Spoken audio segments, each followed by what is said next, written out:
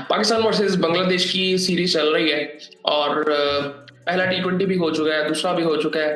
पहला भी पाकिस्तान हारा और दूसरा भी पाकिस्तान हारा। पहले T20 में पाकिस्तान टॉस हारा था और मैच भी हारा था। दूसरे T20 में पाकिस्तान टॉस जीत गया था लेकिन मैच हार गया है।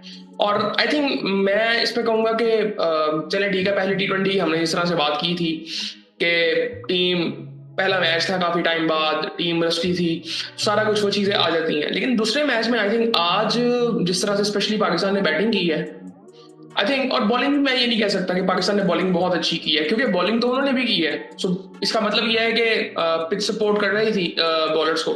सो मैं उसकी तो बात ही नहीं करूंगा, बिल्कुल इतनी कोई ज्यादा बात करने की जरूरत भी नहीं है। 8 रन से पाकिस्तान ये मैच हार गया है और स्कोर कार्ड पहले देखते हैं, फिर उसके बाद बात करते हैं। पाकिस्तान टॉस जीता और फील्डिंग का फैसला किया और बांग्लादेश ने 133 रन बनाए, जिसमें से एक 50 था जाकिर अली का। अब यहाँ पे जो आज के मैच की हाइलाइट्स हैं वो फॉलो फिगर्स हैं दोनों टीमों की। पहली विकेट बांग्लादेश की 5 पे गिरती है, दूसरी 25 पे गिरती है, तीसरी भी 25 पे गिरती है, चौथी 28 पे गिरती है, फिर पांचवी 81 पे गिरती है, फिर छठी 93 पे गिरती है, फिर सातवीं 100 पे गिरती है, आठवीं 111 पे गिरती है, नौवीं 127 पे गिरती है और 10वीं 133 पे गिरती है। एक 50 था जाकिर अली का और मेहदी हसन का 33 था। सो इनकी वजह से इन्होंने 133 रन बना लिए और लग रहा था कि पाकिस्तान आराम से चेस करना चाहिए पाकिस्तान को। लेकिन ऐसा हुआ नहीं। अब पाकिस्तान में आज एक चेंज किया था पाकिस्तान की प्लेइंग 11 में। अबरार को बिठाया गया था और अहमद दानियाल को खिलाया गया था। ये यहाँ पे ये बात कर ही नहीं सकते अच्छा फैसला बुरा फैसला, ये बात ही नहीं कर सकते आज हम। उसकी वजह सिंपली ये है कि मैं अभी फिलहाल समझ रहा हूँ कि कॉम्बिनेशन को ट्राई किया जा रहा है कि आगे लॉन्ग टर्म में वर्ल्ड कप तक हमें क्या कॉम्बिनेशन लेकर जाना है, मुझे ये लग रहा है। अब यहाँ पे अगर बात करें, सलमान मिर्जा ने आज फिर अच्छी बॉलिंग की। एक मेडन था, 4 ओवरों में उसने 17 रन दिए, 2 आउट किए। अच्छी बॉलिंग, मुझे अच्छा बॉलर ही है। उस वक्त भी लगा था जब इसने लाहौर कलंदर से बॉलिंग की थी, बट मैं फिर वही बात करूंगा, एक्सपीरियंस की भी कमी है। और मुझे बेसिकली ये लगता है कि यार ये अब अगर इस बात को मैं छेड़ूंगा ना कि हमें फास्ट बॉलर्स पे अच्छा काम करना चाहिए, स्पिनर्स पे काम, बहुत सब चीजों पे डेडिकेटली काम करना चाहिए, ये बातें जब छेड़ेंगे ना तो फिर बात काफी लंबी हो जाती है। खैर ये अच्छा बॉलर है, लेकिन वही बात है कि संभालना किसका काम है, पीसीबी का। उसके बाद फहीम अशरफ, बैटिंग में अच्छी की, चांसेस मिले उनको भी, बट बैटिंग उन्होंने अच्छी की, फाइट नजर आई उनकी तरफ से बैटिंग में भी। लेकिन बॉलिंग में उन्होंने 20 रन देके 1 आउट किया। अहमद दानियाल ने 4 ओवरों में 23 रन देके 2 आउट किए। नवाज ने 1 आउट किया 3 ओवरों में 19 रन देके।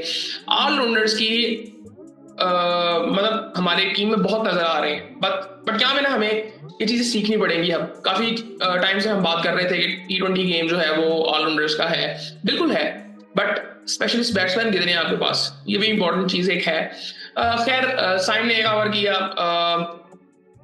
उसके बाद हुसैन शाह ने 1 ओवर किया 12 रन देके। अब्बास अफरीदी ने 4 ओवरों में 37 रन दिए, 2 आउट किए। 37 रन दिए, रन इसको बड़े हैं, आउट इसने किए हैं। मुझे ये अच्छा बॉलर लगता है T20 का भी, इवन वनडे का भी। मुझे लगता है कि इसके बाद जो वेरिएशंस हैं, तेज बॉल भी अगर 140 कर लेता है, मुझे ये ओवरऑल अच्छा बॉलर लगता है। बट आज रन इसने ज्यादा दिए हैं, लेकिन इससे बैटिंग बड़ी अच्छी की। ये बड़ी अब मैंने जरा बैटिंग को पहले थोड़ा सा देखते हैं कि बैटिंग में हुआ क्या है, फिर मैं आपको बताता हूँ 2-3 प्लेयर्स के नाम जहां पे ना जिनको हमें उस तरह से देखना चाहिए जिस तरह से हम बाकी बैट्समैनों को देख रहे हैं या ऑलराउंडर्स को देख रहे हैं। फहर जमान 8 रन बना के आउट हुए, साइम अयूब रन आउट हुए, समझ से बाहर है, रन आउट क्यों? आई थिंक ये जो कम्युनिकेशन के मसले हैं ना, ये हमारे खत्म हो ही नहीं रहे, ये शुरू से हैं। ये ऐसे नहीं है कि आप शुरू में या पहले नहीं थे, ये बहुत पहले से हैं। आई थिंक इस पे काम करने की बड़ी जरूरत है। हारिस पहली बॉल पे आउट हुए। सलमान आगा 23 बॉलें खेल ली सलमान ने, बट उस वक्त शायद जरूरत थी, बट आई थिंक नहीं, 23 बॉलें मैं नहीं इसको जस्टिफाई कर सकता कि एक तो आप बात करते हैं इंटेंट की, और दूसरा यार ये सिंगलों वाला मैच था, मुश्किल थी सिंगल लेना भी, बट सिंगल वाला मैच था ये। और हमें यहाँ पे ये चीजें थोड़ी सी देखनी थी। मतलब सलमान थोड़ा सा खड़ा रहता, शायद ये मैच हम जीत जाते। 8 रन से ये मैच हम हारे हैं और हमारी भी बॉल फिगर्स बड़ी इंटरेस्टिंग है, वो देखना बड़ा इंपॉर्टेंट है। अब यहाँ पे सलमान ने 9 रन बनाए, हसन नवाज 0 पे। पिछले मैच में भी उसी तरह से आउट हुए, टिपिकल इनका तरीका आउट होने का। जितने मैचेस इन्होंने खेले हैं मोस्टली ये उसी तरह से आउट हुए। आज भी कॉट बिहाइंड आउट हुए। उसके बाद मोहम्मद नवाज पहली बॉल पे आउट। खुशदिल शाह 13 रन बना के 18 बॉलों पे। कई दफा ना, अब मैं है इसके बारे में बात करते हैं, लेकिन उसके बाद फहीम अशरफ ने 51 रन बनाए। इनको भी 1-2 चांस मिले थे। 19 रन बनाए अब्बास अफरीदी ने, 17 रन बनाए अहमद दानियाल ने। टॉप स्कोरर कौन कौन है? फहीम अशरफ, अब्बास अफरीदी, अहमद दानियाल, जिसका डेब्यू तो नहीं था, आई थिंक डेब्यू था मेरे ख्याल से इसका आज। और फिर उसके बाद खुशदिल शाह। ये टॉप स्कोरर्स हैं। और अब फॉलो फिगर्स की आपको बात बताता हूँ जरा। पहली पहली विकेट पाकिस्तान की 4 पे गिरती है, दूसरी 9 पे, तीसरी 14 पे, चौथी 15 पे, पांचवी भी 15 पे हमारे 5 आउट थे।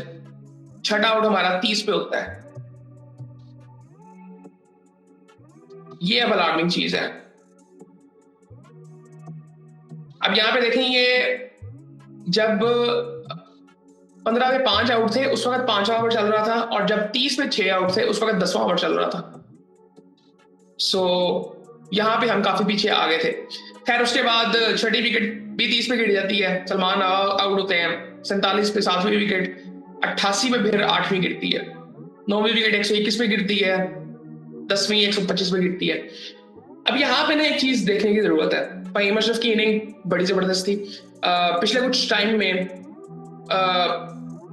मतलब मैं हमेशा बात करता हूँ कि पाकिस्तान में ना गेम इम्प्रूव्ड नहीं नजर आती। मतलब एक बंदे ने स्टार्ट किस तरह से किया अपना करियर, और उसने बेहतर किस तरह से किया, वो चीज नजर नहीं आती।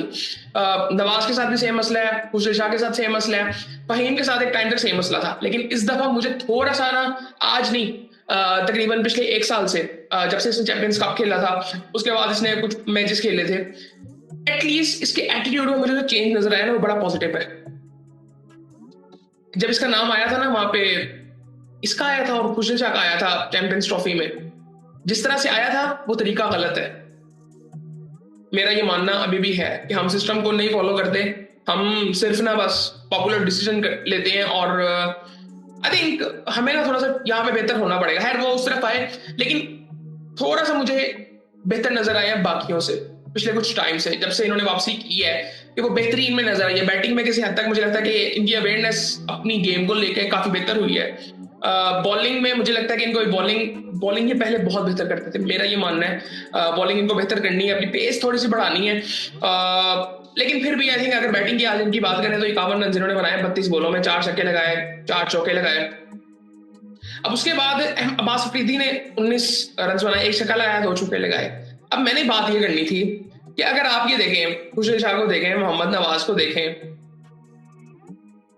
ये भी ऑलराउंडर्स हैं। ये जिस नंबर पे खेल रहे हैं और नीचे से आके अब्बास अफरीदी और अहमद दानियाल, इनकी शॉट्स आप देखें, इनकी शॉट्स काफी क्लीन थी। अब्बास अफरीदी ने भी पिछले मैच में बैटिंग की थी, क्लीन शॉट्स लगाई थी। और अगर ये इन 3 ऑलराउंडर्स को अगर मुझे थोड़ा सा देखना हो ना, फहीम को, खुशदिल को, नवाज को, आई थिंक फहीम मुझे फिर भी काफी बेहतर लगता है। खुशदिल शाह का दिन हो तो वो बैटिंग बेहतर कर लेते हैं, अदरवाइज लेकिन जिस नंबर पे खेल रहे हैं उस दिन नहीं, इनको अपना दिन बनाना पड़ेगा। और ये वो टाइम ही नहीं है। ये ना आज से 10 साल पहले बातें होती थी कि जो बंदा अच्छे स्ट्राइक रेट से बैटिंग करता है वो उसकी एवरेज बेहतर होती नहीं है। आज नहीं है ये चीज।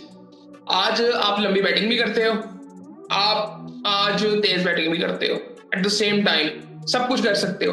पिचेस आपको सपोर्ट कर रही हैं, कोई बॉलर्स को सपोर्ट नहीं होती, सीधी विकेटें होती हैं। यहाँ पे नहीं है फिलहाल। और ये जो पिच के बारे में बात की जा रही है, कोच ने भी की, एक हद तक है ये बात, बट आई थिंक अगर ऐसी बात है तो आईसीसी ने कोई स्टैंडर्ड क्यों नहीं बनाया? अगर बनाया हुआ है तो आईसीसी फिर किसी किस्म का फाइन करे कि यार एटलीस्ट पिच की क्वालिटी ऐसी होनी चाहिए। बांग्लादेश में वो ऐसे ही मैच जीतते हैं, और मैं इसको कुछ गलत नहीं समझता कि हर बंदा अपना मतलब होम एडवांटेज इस्तेमाल करता है। हमें भी करना चाहिए, हम भी करते हैं। अगर कोई पॉलिसी नहीं है तो हम स्पिन ट्रैक्स नहीं बनाते। तो अब उन्होंने भी किया। मुझे लगता है कि पाकिस्तान ने क्रिकेट बुरी खेली है, ये कोई एक्सक्यूज नहीं है फिलहाल। आज भी बात करेंगे, स्टैंडर्ड हमेशा से लो होता है, या डिफरेंट कह सकते हैं हम इसको। खैर मैं ये कहूंगा कि बॉलिंग अगर थोड़ी सी देखें ना, बांग्लादेश की किस तरह की थी। अच्छा 4 बॉलें भी पड़ी हुई थी 8 रन से, 125 में पाकिस्तान की टीम ऑल आउट हुई है। और मेहदी हसन ने 4 ओवरों में 2 आउट किए, 3 आउट किए। शरीफुल इस्लाम ने, मुस्तफिजुर रहमान ने 1 आउट किया, 2 आउट किए। तंजीम हसन, साकिब ने, रिशाद हुसैन ने 1 आउट किया, 42 रन दिए। रिशाद भी उसको मार तो पड़ रही है, लेकिन ये इसने आउट किया था एंड फहीम को। अब वो भी जिस तरह से आउट हुआ था फहीम, अब वो खैर ये थोड़ी थोड़ी चीजें हैं ऐसी, लेकिन मैं इसको एक्सक्यूज इस्तेमाल नहीं कर सकता। मुझे नहीं लगता कि ये किसी हद तक गलत है या नहीं है। अगर कोई पॉलिसी है आईसीसी की तो वो क्या कर रही है फिर? आईसीसी ने तो पिछले कुछ 10 सालों में आई थिंक मुझे इतना डिसअपॉइंट किया है कि जो जिस तरह से ये इदारा काम कर रहा है, आई थिंक मुझे लगता है कि इनका कोई काम ही नहीं है। ये काम कर क्या रहे हैं कि आते हैं कि जब कोई टूर्नामेंट आया उसको ऑर्गेनाइज कर दिया, और उसमें भी कोई बायस्ड इन्फ्लुएंस होता है किसी ना किसी मुल्क का, मोस्टली इंडिया का होता है। सो आई थिंक ये इदारा, मैं नहीं समझता कि ये कोई इसकी कोई इतनी वैल्यू रह जानी है। आज फॉर एग्जांपल ये WCL हुई, उसमें उन्होंने कहा कि जी हम आईसीसी की पॉलिसीज को फॉलो कर रहे हैं, तो जो इंडियन ऑनर्स थे वहां के उनको पता नहीं था। मतलब नुकसान मैं कहूंगा उनको हुआ है, नुकसान किसी का था ही नहीं। इंडियन ओनर्स हैं लीग के भी, इन्वेस्टमेंट भी ज्यादा उनकी होती है, स्पॉन्सर्स भी उनके होते हैं, सो उनका नुकसान उसमें हुआ है। अब वहां पे अब उसके बारे में बड़ी बात की जा सकती है, वो बड़ी नेगेटिव आई थिंक टॉपिक है और बड़ी फजूल सी है। मुझे नहीं लगता कि हम लोगों को इतना चीप होना चाहिए कि इस चीज को डिस्कस भी करें। ये फजूल हरकतें हम नहीं कर सकते। खैर लेकिन इस मैच की अगर बात करें सो आई थिंक पाकिस्तान को जरा सोचना पड़ेगा थोड़ा सीरियसली। मुझे लगता है कि हमें एक स्पेशलिस्ट बैट्समैन की जरूरत है, लेकिन अगर यहाँ पे थोड़ा सा देखें ना पाकिस्तान की जो लाइनअप है, अब मुझे लगता है कि टॉप 3 को तो हमें टॉप 3 में चेंज नहीं करना चाहिए, लेकिन हमारे पास एक एक्स्ट्रा बैट्समैन है साहिब जफर खान। अगले मैच में मुझे लगता है उसको चांस शायद दे देंगे, लेकिन उसको बिठाया क्यों था मुझे समझ नहीं आई। लेकिन खिलाएंगे किसी जगह पे, आप फखर को बिठा सकते थे, मेरे ख्याल से आप फखर को इस सीरीज में बिठा सकते थे। सीनियर प्लेयर है, हमें पता है उसकी कैपेबिलिटी का। साहिद फरहान करता है, साइमन के साथ हारिस खेलता है, सलमान, इनको तो छेड़ना नहीं चाहिए। इवन हसन नवाज को भी मैं अगर चाहूँ तो मुझे लगता है कि नहीं छेड़ना चाहिए। बट यहाँ पे बीच में ना हमें एक अच्छे बैट्समैन की जरूरत है, टेक्निकली स्ट्रॉन्ग, जो हम बात कर रहे थे ना, इतने ऑलराउंडर्स नहीं चाहिए। ठीक है, नीचे वो उस नंबर पे चाहिए अहमद दानियाल, वो भी एक किस्म का कह सकते हैं कि वो बैटिंग कर लेता है। मैंने उसको 1-2 इनिंग्स और भी देखी है उसकी, सो वो कर लेता है बैटिंग थोड़ी सी। अब्बास कर लेता है, अब्बास नीचे आ सकता है, फहीम है। अब खुशदिल को सोचना पड़ेगा कि उसको as a proper batsman batting करनी है कि नहीं, क्योंकि उस हर मैच में बॉलिंग नहीं करेगा। सो यहाँ पे उसको थोड़ा सा ये देखना है। नवाज को भी ये सेम चीज देखनी है। नवाज का बॉलिंग में कोई इंपैक्ट नहीं मुझे नजर आता। इवन बैटिंग में बहुत अच्छे से कोई इतना खास कुछ है ही नहीं, बैटिंग बॉलिंग दोनों में। बॉलिंग से तो मैं बड़ा डिसअपॉइंट हूँ उसकी, बैटिंग कभी कभी उसकी नजर आ जाती है थोड़ी बहुत, लेकिन आई थिंक इस तरह नहीं चलेगा। आई थिंक ये जिस तरह आज पहली बॉल में आउट, हसन नवाज को भी सोचना पड़ेगा बहुत सीरियसली। ये बड़ी बेसिक सी चीज है, जो पहले दिन से वो गलती कर रहे हैं वो आज भी कर रहे हैं गलती। पता नहीं मुझे कोई बता नहीं रहा, या वो चीज टेक्निकली है वो ठीक हो नहीं रही कि वो सेम शॉट। आज तो है कॉर्ड में हैंड हुए, आज तो छोड़े हैं आप, लेकिन पिछले मैच में जिस तरह से आउट हुए, पहला मैच उन्होंने कब खेला था तब से देखें मोस्टली मैचेस में तकरीबन आई थिंक 70-80% मैचेस में वो उसी तरह से आउट। सो ये आई थिंक ये थोड़ी सी चीज ठीक करनी चाहिए। बाकी आई थिंक मुझे लगता है कि मतलब मुझे अजीब भी लगता है, और मुझे लगता है कई दफा मुझे लगता है कि मेरा ना इंटरेस्ट उस तरह से रहा नहीं है गेम में, गेम को देखने में। और ये मुझे लगता है कि ये डिसअपॉइंटमेंट कई लोगों की है, और इसमें आईसीसी का बहुत ज्यादा हाथ है, आईसीसी का, इंडिया का, इवन मैं कहूंगा कि ऑस्ट्रेलिया इंग्लैंड का भी। लेकिन उन बेचारों की भी इतनी कोई चलती नहीं है, वो भी अपने मुल्क की हद तक देखते हैं, बाकी उनसे उनका कोई ताल्लुक नहीं है,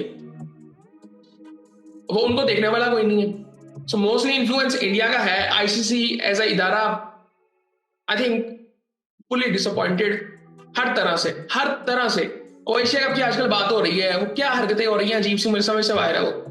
यार इतना टाइम से यार, मतलब इसमें बदनामी किसकी है? जो कर रहे हैं उनकी बदनामी है। उनको लग रहा है कि यार हम अपनी ताकत दिखा रहे हैं, ये ऐसा कुछ नहीं है यार। उन चीजों में बात करेंगे यार। फिलहाल जो आज का मैच था, आई थिंक वीडियो काफी लंबी हो गई है।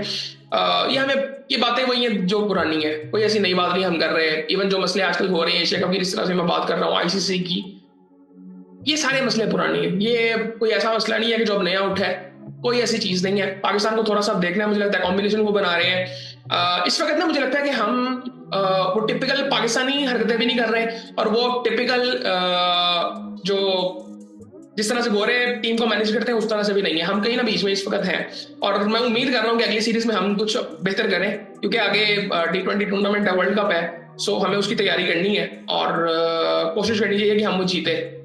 वो बड़ी इंपॉर्टेंट चीज है हमारे लिए इस टाइम पे। आई थिंक मैं पहले भी कह चुका हूँ पिछले कुछ सालों से, जिस तरह की हम क्रिकेट खेल रहे हैं, एक ट्रॉफी हमारे पास अब आनी चाहिए, और ये रियलाइजेशन टीम को होनी चाहिए, प्लेयर्स को होनी चाहिए, पीसीबी को होनी चाहिए सो बाकी आई थिंक फिर आपसे बात होती है।